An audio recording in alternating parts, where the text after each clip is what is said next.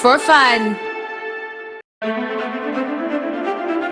Hey guys, you're watching STV.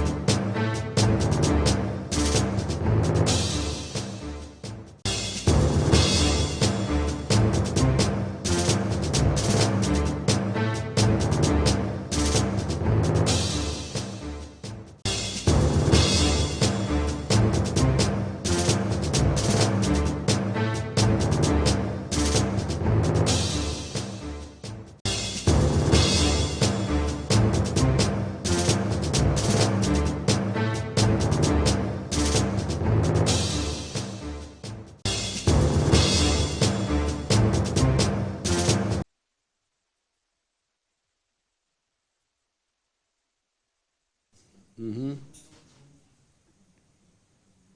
So we're just waiting for you to finish the concert.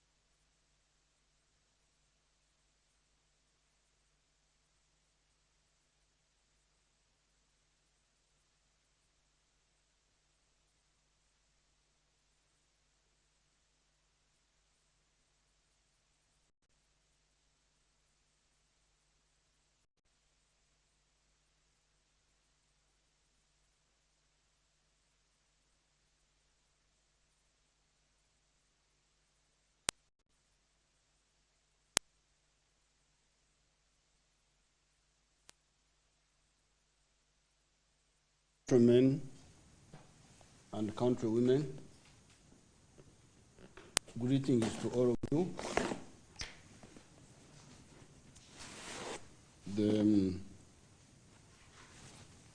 I've come again to report what is happening in the country. First of all, I want to remind you again that the issue is not convenience. Because you hear some people talking of convenience, we're inconvenienced, this one, that. The issue is not convenience. The issue is not business. Business has suffered, I don't know what. The issue is not education, examinations, ending of term, beginning of term. Unfortunately, those are not the issues. The issues now is a matter of life or death. This is what we are talking about. We are not talking about normal life, where people arrange weddings, arrange what. We are not talking about social issues. We are talking about life and death on a large scale, not on a small scale, as you have seen in some of the other countries. This is what we are talking about. So when I hear people talking, oh, I was delayed, I was stopped, I was, yes, that is the least that can happen to you. So, something more radical can actually happen to you, where you stop permanently and completely and never to be heard of again. This is what we are talking about.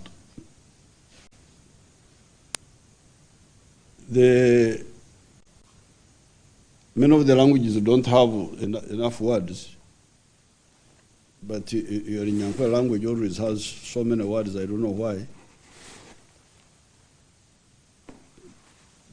There is dying. Dying is okufa. There is, but when people die on a big scale, it is called echorezo or okutsoka. Okutsoka is almost like extermination. Those of Nyankole even had a song in 1905 when they had a problem with the British. When they killed one white man called God, and then the Europeans retaliated against them, they sang a song which I will sing for you another time. This is not time for singing. But in that song, they brought up that issue of echorezo, okutsoka. I don't even think the English have it on they have the word in English. But dying on a big scale, not genocide, because genocide is another issue, but this one is mass death. This is what we are talking about. So when you are debating, and I hear people talking about mixing convenience, examinations, business, this is not what we are talking about. We are talking about stopping mass death. And I want to congratulate the NRM to say that up to now, we have actually not had even a single death. Forget about a mass one. So I'm going to be very harsh with anybody who is playing around. Because it seems people don't understand a civilized way of doing things. So that's why we had to take all those measures. Where is the list of the measures? Omona, where is it? There are 30 how many? 33. I wish I had, they are all in these speeches, but I don't have time to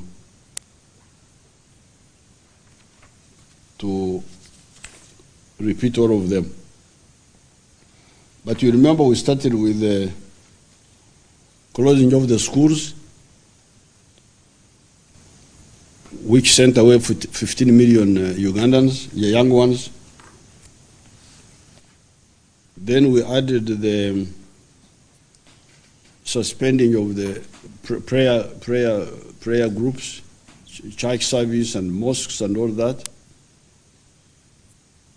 Then we closed the non-food shops and markets and so on. All those measures, as they are telling you, there are 33 of them. Suspending public transport, all that was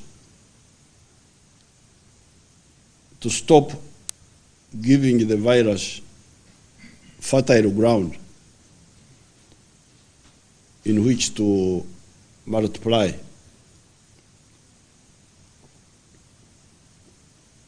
But we also added stopping the seed, because the seed was coming from outside. The planters were not from here, they were from outside. And that's why we had to close the airport. If you have the picture of fire, on the one hand you have got a lot of dry firewood or dry grass, then you have a matchbox. The dry grass are the gatherings, the schools, the prayers when you come to worship God together, but you go back with the virus, the markets, the public transport, all those were the dry grass, which we gather ourselves and pile there. Then somebody brings a kabiriti, brings the matchbox in. So our job was, on the one hand, scatter the dry grass. Don't have piles of dry grass. Banyankore call them ebikomi. Don't have piles of dry grass. Scatter it.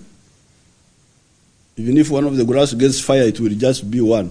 It will not be the pile. But on the other hand, block the people with the matchbox.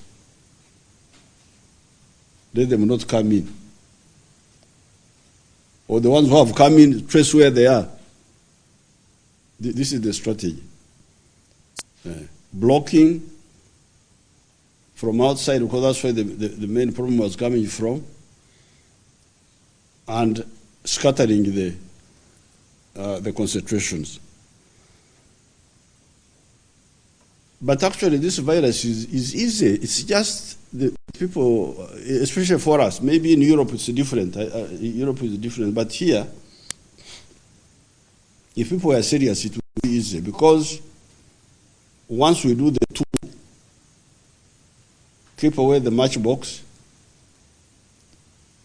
scatter the dry grass, then you also add on your own individual responsibility.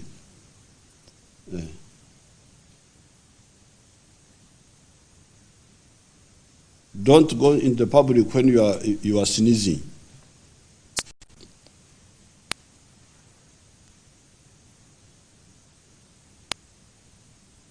Or coughing. Don't go into, don't touch yourself in the soft parts of your body, especially the eyes and the nose and the mouth. So even if the other people had infiltrated, the ones from outside, at the individual level, you observe those and wash your hands. You observe those measures, still the virus will be contained. It will not spread.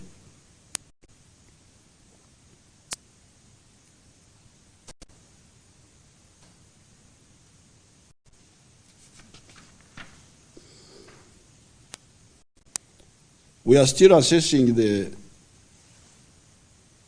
effect. We don't want to rush too quickly to celebrations, to celebrate that we have succeeded. That's why we are coolly looking at the results and monitoring. We started testing people for the virus on the 21st of March. That day we tested 11, only one was positive. The 10 were negative. The 22nd, we tested 22 and nobody was positive. They were all clean. On the 23rd, we tested 27. 8 were positive. 19 were not positive. We are negative. We are clean. 24th, we tested 143. 5 were positive. 138 were negative. 25th of March, we tested 104. Nobody was positive. 104 were all clean. 26th, 197.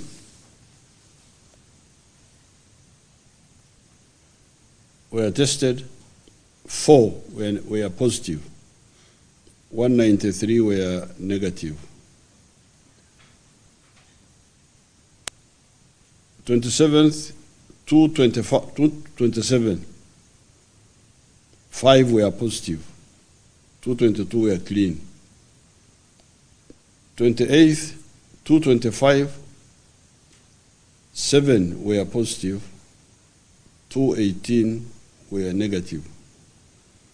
29th, 206. 3 were positive. 203 were negative. 30th, 82 tested, nobody positive, all 82 clean. 31st, 176 tested, 11, these were the school children, they were total, were positive.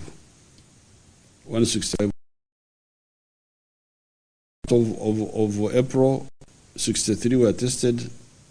There was nobody who was positive. They were all clean. 2nd April, 302 tested. Only 1 was positive. 301 were clean. 3rd of April, 419 were tested. Only 3 were positive. 416 were negative, were clean. 4th of April, 398 were tested. Nobody was positive. All 398 were clean. 5th of April, 300 were tested. 4 were positive. 296 were negative. 6th of April, 231 were tested. Nobody was positive. All 231 were clean. 7th, which was yesterday, 150 were tested. Nobody was positive. All 150 were clean. Today, 8th of April, I have just been told 214 were tested, only 1 was positive, so 213 were clean. So if you add the ones of today, that is about 3,600, about there. About 3,600 have been tested. Only 53 are positive. That's where we are now. We are assessing,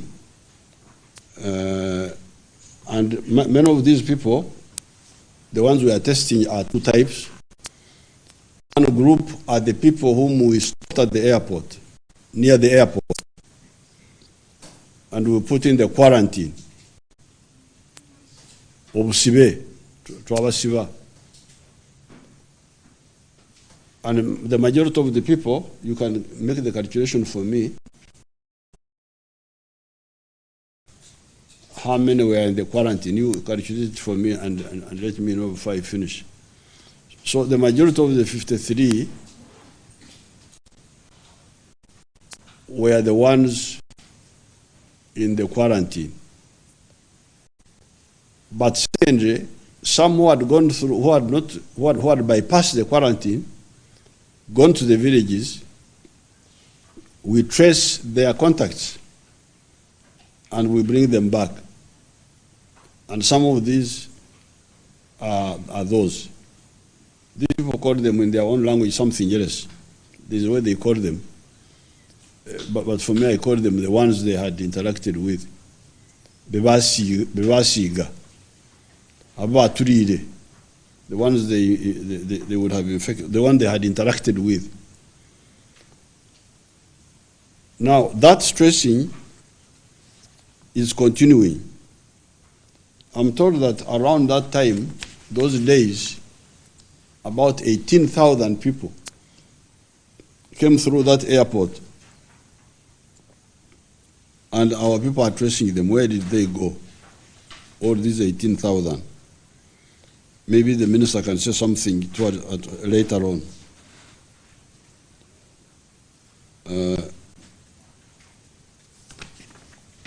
Therefore, I want to thank Ugandans for responding well. Because if you had not responded well, and if we had not acted in time, I don't know where we would be now. Because many of the people we blocked, they are from those countries where you hear a lot of problems continuing. First of all, these ones here, these 52, whom we have captured. What would have happened if they had continued and circulated freely in the society? But secondly, how about others? If they had come in, the ones we blocked, what would have happened? So I want to thank Ugandans for responding well and for behaving and listening to the guidelines. There are, however, some actors that play with fire. They play with fire. This disease is very dangerous for many people, especially the ones with the other health conditions, the ones with HIV, the ones with blood pressure, the ones with diabetes. I hear even the pregnant women, that's what I hear. Is this true? They keep talking about it also, that it can also be another issue. So, therefore, those who are playing with this fire should stop.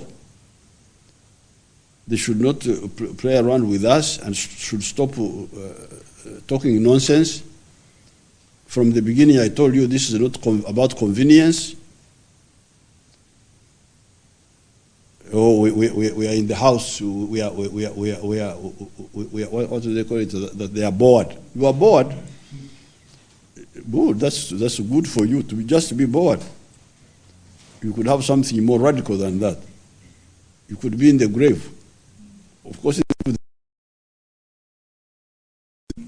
I think in the grave things are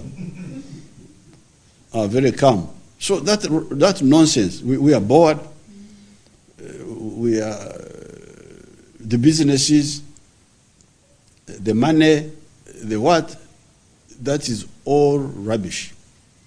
It is not the issue now. The issue on the table is life and death. And life and death on a big scale, not just 20 people, 30 people. People die, but we don't want people to die on such a big scale. Now, I have heard of categories, the ones who go to exercise in public, imagine. The other day I saw a video on Northern Bypass, a huge mass of people. They were just there walking, running, what, that they are exercising. If you want to exercise, you can exercise in your house. I don't have enough room here. I would have shown you how to exercise indoors. But tomorrow I will make a video for you. I will make a video in one of them of my rooms, and I show you how you can exercise indoors. That's how I survive. Because I normally come late, 11 o'clock.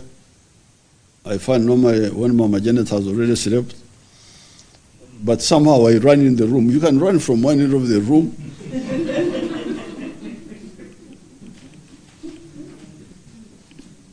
You make 20 laps. You do your push-ups. You exercise. That's how we survive when we were in the resistance. London, in a hotel, you are hiding. You don't want people to know that you are there. You couldn't go in Hyde Park.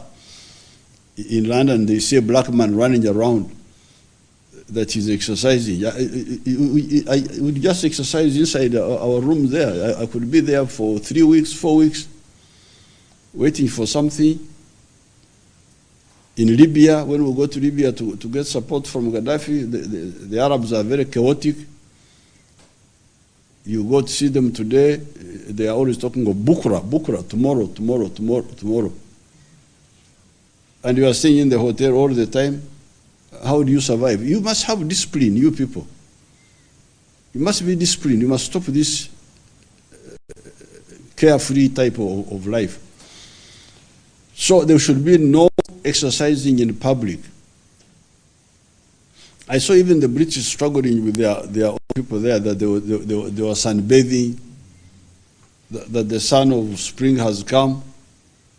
They want to be in the sun, and I saw the one who is acting on behalf of Mr. Boris Johnson, fighting with them, telling them I think it was the Minister of Health, telling them to go back into the houses. So there should be no exercising in public. Exercise in your compound, exercise in your room. And tomorrow I will put for the video for you how to show you how you can exercise in your rooms. Then there are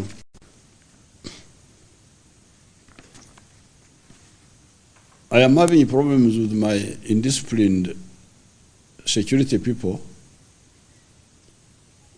who like beating people. I don't know why they like beating people. Beating people is not part of security work. Security work, you tell people to go home. If they refuse, you arrest them. Arrest them with a police person, and you put a handcuff if you have the handcuff. But you don't beat. Beating, as if you are, even cows, we don't beat them these days. I don't want to see a security person beating people. I told you I don't want to hear security people entering people's compounds or people's houses at night. But now people are saying that because of that, some of the people have turned their private houses into bars. Okay, that's true. That could be true. But what is the right way of handling it? The right way of handling it is you get intelligence, you report to your superior officer who knows how to contact the authorities concerned, and they allow you to search now. So you go to search. You go to search because you already have some information. Because they are committing a crime. They are committing a crime. They are breaching the rules of the health emergency. This is a health emergency. This is a health emergency, the violation of which is very, very serious. Anybody violating these emergency regulations is actually attempting to commit murder. It's not just ordinary crime. If you are arrested, you will be charged with attempted murder. You brought people, you wanted them to die, you turned your house into a bar, the people you brought, you don't know who they are, you are a murderer, you are a potential murderer. But now, you need to handle it in a legal way. Get information, report to your senior officer by the phone. We have got phones all over the place. The superior officer will now allow you to search, to go, not to enter every home, but to enter the home where there is suspicion in order to search for the one who is breaking the health emergency regulations. So don't use that as a pretext. Don't say, because they stopped us from invading people's homes, therefore now for us we are just sitting, we are just watching. That is now, you have gone on a strike, and I will have to charge you with the mutiny. You have now mutiny. I will have to charge you next time with mutiny. So please don't go from one extreme to another extreme. Don't go from extreme of brutality, and then you go to the extreme of excessive liberalism. Handle the issues of family, but legally. Family, but legally. And all these people they are doing have nothing to do with security. Beating people. Why are you beating people? Because you give yourself a very bad, you give our security forces a bad image. And we need that good image in the whole world. The people to be with us, even the ones who are on your side, when they see you beating people, they now turn against you. So you are now weakening us. You are not strengthening us. That beating, which is illegal, which is pointless, what are you beating now? What are you beating for? Arrest him and charge him. Then in that way you would have punished him. But now you have beaten. Yes, of course he has felt pain, but what you have done is illegal. And it is isolating us, both internationally but even internally. So please don't mix up things.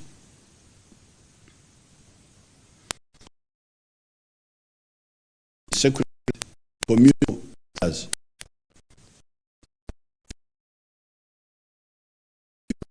contrary to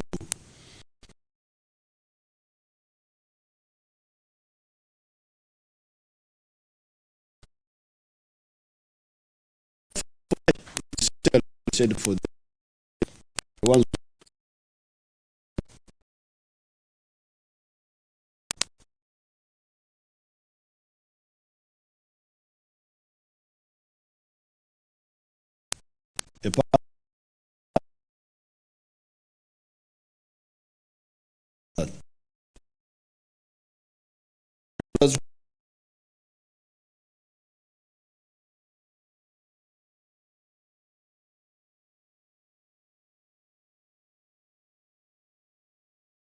what to do.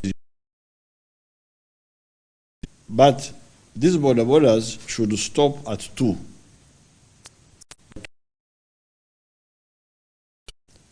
If you have been you started at 7 in the morning, whereby you have finished your duties. Stop there.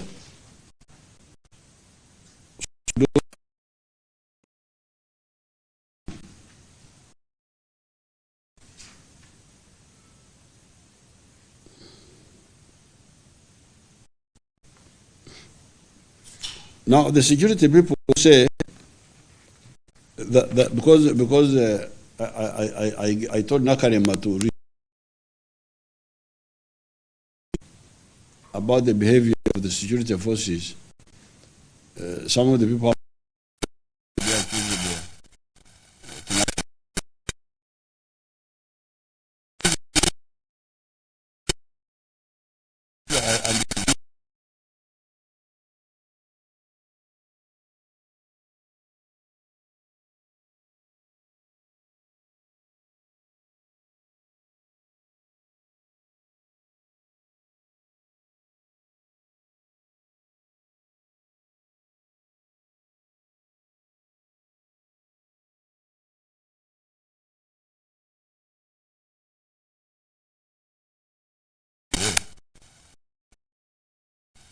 So this afternoon I told the IGP, you go in the camera room and wait for me.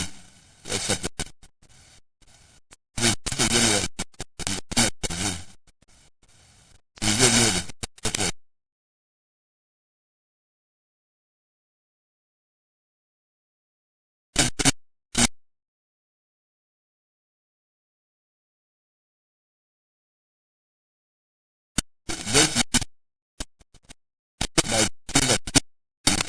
Don't say no.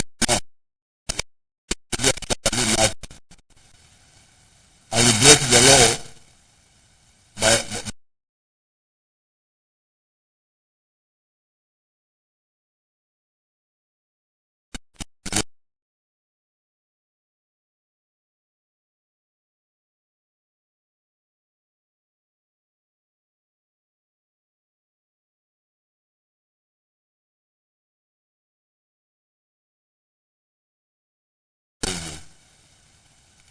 attempted murder because you are not doing your work, and because you are not doing your work,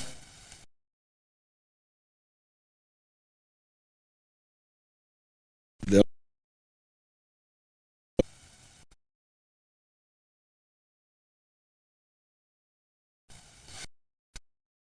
themselves.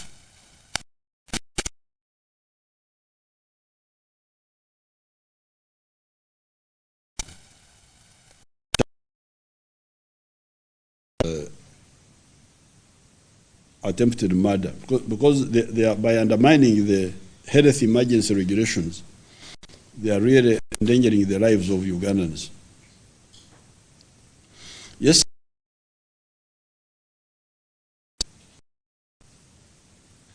as you know, we have a lot of support in those areas. But I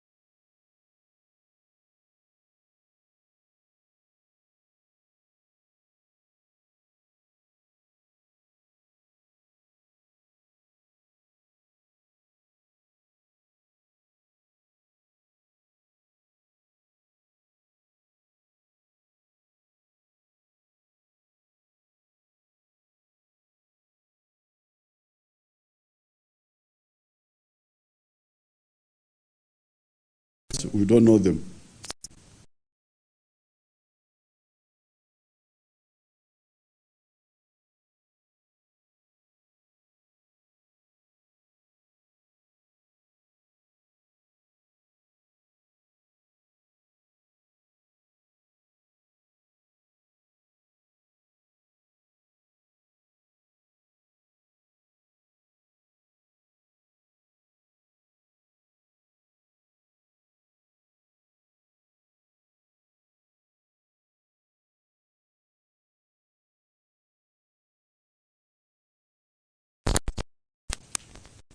Preparedness.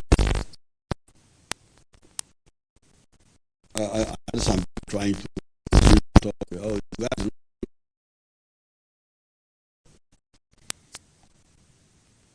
is very prepared in the biggest of preparation, of preparedness.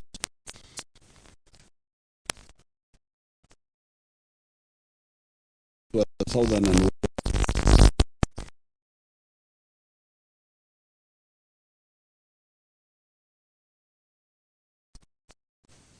at that time, we had nowhere to test a lot.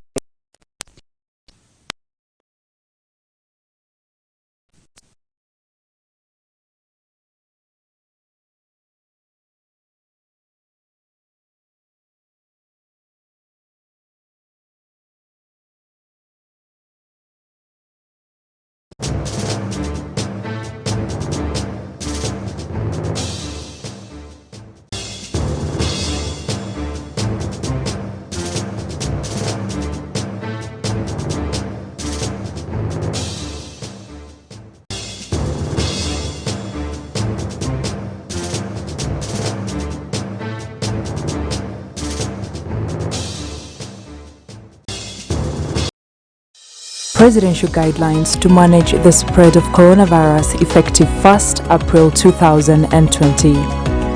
Suspended. Movements in and out of the country for 32 days. Public transport for 14 days. Private transport 14 days. Boda bodas 14 days. Tukutukus 14 days. Coaches 14 days. Buses 14 days and air transport for 32 days. Closed. Shopping malls for 14 days. Arcades for 14 days. Hardware shops for 14 days. Lodges 14 days. Saloons 14 days. Non-food stores 14 days. Non-food markets for 32 days. And garages for 14 days. Prohibited. Gatherings of more than 5 people, parties, bars, communal weddings, churches, political rallies and events, and movement of any form between 7 p.m. and 6:30 a.m. Allowed with precaution. Food markets 4 meters circumferential distance and workers must stay at camp. Supermarkets regulate numbers that come and leave. Construction site workers must stay at camp. Pharmacies, vet shops, agriculture stores, banks, judiciary, media houses, private security companies, garbage collection services, fuel stations, water departments, KCCA staff, telecommunication, door-to-door delivery, cleaning services, medical centers, and agriculture. Businesses. Uganda Revenue Authority shall not close businesses on account of not paying taxes in these 14 days. Cargo transport must continue. No disconnection of water and electricity during this time, and no seizing properties due to non-loan payment. Security and health. The vehicles of the Army, Police, ambulances, utilities vehicles, prisons, Uganda Wildlife Authority, etc., will continue to move on orders of the competent authorities. Government cars to help deliver people to hospitals. Government workers, stay home. Army, police, the health workers, electricity, water, and telephone workers allowed. People in barracks should not get out. Food. Government will provide food for those affected. Stay home, stay safe. For God and our country. Stay home, stay safe. Brought to you by SK Mbuga Foundation, Africa. My dear sisters and brothers, I want to thank you so much for making the time to listen to me. I thought I would speak to you, especially to the mothers of our country, especially those who believe in prayer, but even those who would like to begin at this time to pray and to believe God. I thought I would talk to you. I know that this is a very difficult time, and it is natural to feel overwhelmed by fear or be scared of this new enemy, the coronavirus. So I was wondering, when many people feel fear, what do you do? Which I believe is happening to not just Ugandans, to the world, because of this new terrible enemy that has come to us. What do you do when you feel that fear?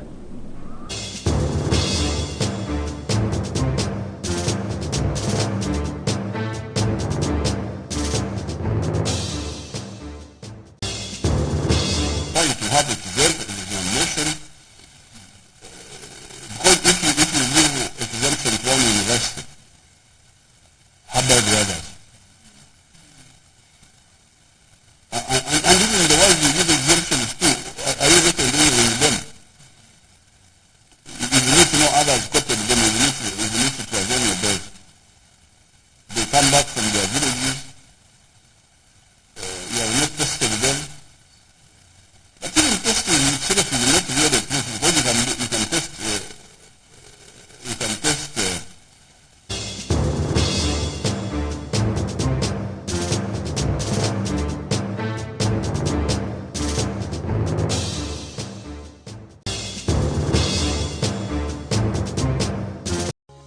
Stay home, stay safe. Brought to you by SK Mbuga Foundation, Africa. My dear sisters and brothers, I want to thank you so much for making the time to listen to me. I thought I would speak to you, especially to the mothers of our country, especially those who believe in prayer, but even those who would like to begin at this time to pray and to believe God. I thought I would talk to you. I know that this is a very difficult time, and it is natural to feel overwhelmed by fear or be scared of this new enemy, the coronavirus. So I was wondering, when many people feel fear, what do you do? Which I believe is happening to not just Ugandans, to the world, because of this new terrible enemy that has come to us. What do you do when you feel that fear? Well, I know that those who know God understand that at a time like that, that's when they run to God. That's when they remember that they are not alone, and they run to God. That's when you pray and you know that this enemy may be very strong, may really be threatening, but God is even stronger, and that makes you strong. And I thought I would remind women, those of you who remember the times when we were fighting HIV and AIDS in this country, in the late 80s and early 90s, when we started to whistle. I remember when I once visited Masaka, in those times, during the late 80s, and finding villages that had literally shut up, they had closed down. Big houses were closed up. And you know, in rural areas, when you find villages silent, it's a scary time. Parents, you remember that HIV and AIDS used to kill both parents, and in some of those villages, both parents would have died, and children would have been distributed in different homes for the siblings of that particular family to now take care of those children. And it truly was a scary time. So when I was thinking about this new enemy, I remembered that time. What did people do? I remember that women in Uganda mobilized themselves. They supported the grandmothers we found in these homes, some of whom would be hiding because they would think they were cursed, that something terrible was happening to them. And they would be hiding, they wouldn't want to be seen. The grandmothers that would have lost their children, and they had now the little grandchildren holding on to their skirts and feeling lost. But we mobilized ourselves as women of Uganda, and we agreed to support these grandmothers so that they can keep the children and help them to grow. And we started working together to ensure that those grandmothers will find support in their villages so that food can be grown in the land, so that there would be food for those families. So I wanted to mobilize women, and not only women, but even spiritual leaders of our homeland, and to remind them that they should not rest, but that they should continue to pray unceasingly and continue to galvanize people and communities to pray against this enemy. I wanted to ask them not to wait for Sunday or wait for the church buildings to open up again, but to remember that we are the church. And we can pray wherever we are. God is there. In our homes, God is there. And to continue to strengthen our communities and to strengthen the families, to pray and to stand with our God. To the women of Uganda, I wanted to remind you all that you are the mothers of this nation, and that you are the custodians of these families of our homeland. So in addition to prayer, I wanted to ask you to go further and fast and pray But you also have to begin by ensuring that you listen to what the President has been telling you all these days, that you have to be serious about cleanliness, especially cleanliness of your hands. And the Ministry of Health, the Minister of Health has been telling you that every day, to ensure that your families wash their hands now with soap and water. There are the sanitizers that are available on the market. If you can access those, please make sure that you take care not just of yourself, but of your family, of the children at home. If you can't get those sanitizers, just stick to soap and water and all other guidelines that have been given to you.